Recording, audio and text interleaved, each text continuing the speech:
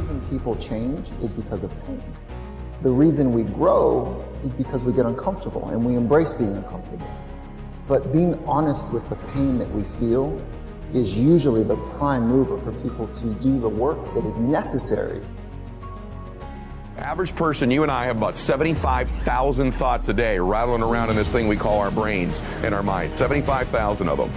The crazy thing is 91% of those thoughts are identical to the previous day and are identical to the day before that and the day before that and the day before that. You're not a procrastinator. You have a habit of procrastinating. So most people never take the time to analyze what they think about. The most successful people I know are the most self-aware, meaning they're aware of what they do and they're also aware of what they think, they're aware of how they're perceived. But people like to give themselves this excuse. I do not have the energy to do this. Whatever.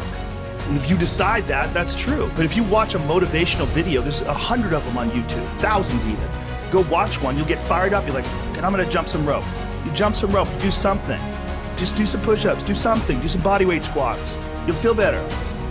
Some of them maybe, but I think some of them just don't have discipline. There's an issue with that as well. There's also an issue with momentum. You're not used to doing it. It's not a part of your life. It's not something that you're accustomed to pushing yourself.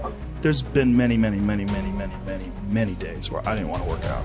I just didn't feel like I had the energy, and I just forced myself. And I think there's very few people out there that know how to force themselves. We wonder why our life seems to repeat itself over and over again. So really the difference in our life, if we have 75,000 thoughts a day, here's the crazy thing, 91% of them are exactly the same. The separation in our life is in those 9% of their thoughts, because remember this, these magnets are pretty powerful. That's why I'm always saying that your obsessions become your possessions, because they do. You draw into your life exactly what it is you think about. It's a physical reality that you attract to yourself what you think about. So the difference in our life is 9% of our thoughts. That's why people say all the time, the difference between winning and losing is so small, it's almost too scary to talk about. And really, we've identified what it is. It's 9% of what we think about alters the direction of our life. So what I'm here to tell you today is, you've got to hone in and get aware of what you think about, and then alter those 9% of the thoughts that are variable on a daily basis to serve you. And you know, people are very, very, very, very tough. And it turns out that if you face things that you can put up with a lot more than you think you can put up with, and you can do it without becoming corrupt. You have to be alert when you're suffering. You have to be alert to the beauty in life, the unexpected beauty in life. And you know, you have to look for those that little bit of sparkling crystal in the darkness when things are bad. You have to look and see where things are still beautiful and where there's still something that's sustaining. You know, you narrow your time frame and you be grateful for what you have. And that can get you through some very dark times. Our belief system is based upon our evaluation of something. Frequently, if we reevaluate a situation, our belief about it will change. I began reevaluating who I was. I started to study. I never stopped studying.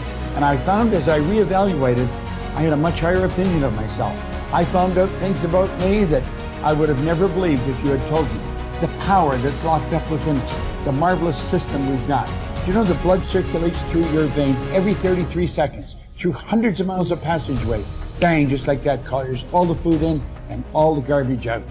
Stop and think of the central nervous system. It's the most complex electrical system in the world. And you've got it. Think of your brain, an electronic switching station like that. You can change the vibration of yourself and everything around you. We have awesome powers, and it's all based on what you believe about you.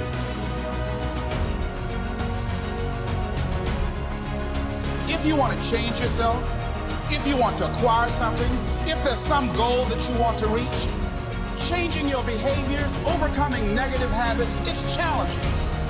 It's hard. Most people go through life never discovering what their talents are. Most people never develop their talents. The only thing that's going to make you happy, my friend, in this year or any other, is to step up. It's to raise the standard. It's to discover what you're capable of and feel that incredible power pushing through whatever's holding you back and get to the other side of more of your true self. That's what this game's all about.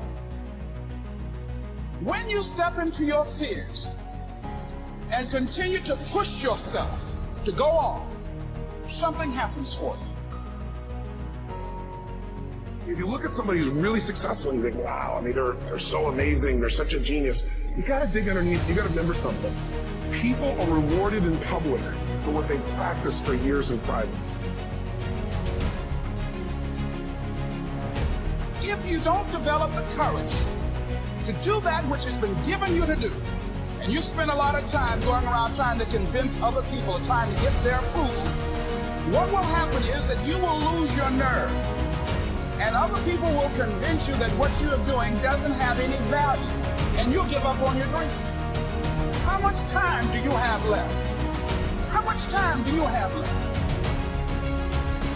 Jeremiah said, "Your word, O Lord, is like fire shut up in my bones." I believe there are some dreams shut up in you. Like fire, you're going to feel your destiny calling out. May not have happened the first time. The loan didn't go through. You didn't get chosen for the part. The medical report wasn't good. That's okay. This is a new day. What God started, He's going to finish. You may have missed some opportunities, but God knows how to make up for lost time. He's going to give you another chance. He said in the book of Joel, "I will restore the years that have been stolen." Progress equals happiness, and if we can make progress on a regular basis, we feel alive. And that's why at the beginning of the year we get this thing like, okay, I can have this fresh start. I can really do what my soul desires. I can expand. I can grow. I can improve. I can change. Or maybe better than change, I could progress. See, think about that. Progress is an aliveness to it, doesn't it? You don't have to work at changing. People say all the time now, well, I'm working on changing. Don't worry about it. You don't have to work on changing. Change is automatic. Your body's going to change whether you want it or not as the years go by. And no matter how hard you work, there's going to be some changes going on there. The economy is going to change no matter what you want it to do. The weather is going to change. Relationships are going to change. Everything in life is always changing. We don't have to work on change. Change is automatic, but progress is not. So if you want to make real progress, then you really got to look at your life in a different way. You got to say, I got to take control of this process and not just hope it's going to work out like people do who make a resolution. You may have lost years because somebody else put you at a disadvantage, or years because of your own choices. God knows how to make up for it. He's still going to get you to where you're supposed to be. This is what happened to Joseph in the scripture. God gave him a dream that one day he would rule a nation. In this dream, he saw his brothers bowing down before him. Joseph should have used more wisdom and not told his brothers that part of the dream. Certain things you should keep to yourself. Some people can't handle what God's put in you. They won't celebrate you, they'll be jealous, find fault, be critical. One day Joseph went to see his 10 brothers. When he walked up, one of them said sarcastically, "Here comes the dream." They weren't upset because he was their father's favorite child. They weren't upset because he was wearing a coat of many colors, a coat that represents favor. They were upset because he had a dream. They were offended because he was determined to break out of the mold, to do something great, to leave his mark. They would have been fine if he was content to be average, to accept the status quo. But when you stir up what God's put on the inside, believe that you have seeds of greatness, believe that you can overcome that illness, break the addiction, pay your house off, be blessed in spite of past mistakes, let me warn you, everybody will not celebrate you. When you have a dream, you're going to have some detractors. People will get jealous, try to make you look bad, try to talk you out of it. Say things like, "You really think you can get that promotion? You don't have the experience, the talent. I don't think so. You really think you're still going to get married? You've tried 3 times, hadn't happened yet. You're getting kind of old." Let that go in one ear and out the other. People don't determine your destiny. God does.